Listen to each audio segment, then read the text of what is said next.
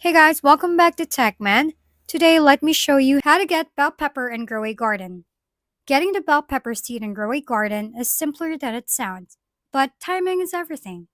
This seed is one of the newest additions, and your primary way to acquire it is through the seed shop. Head over to the SAM in the shop and scroll through the available seeds until you spot the bell pepper.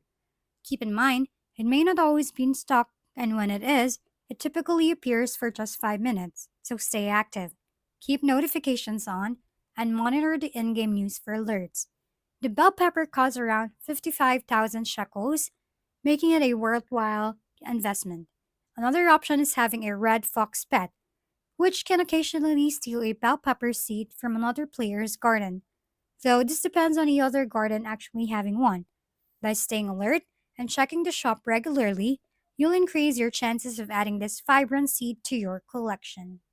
If we've been helpful, kindly give us a thumbs up and don't forget to hit the subscribe and bell button for more contents. For any questions and suggestions, comment down below.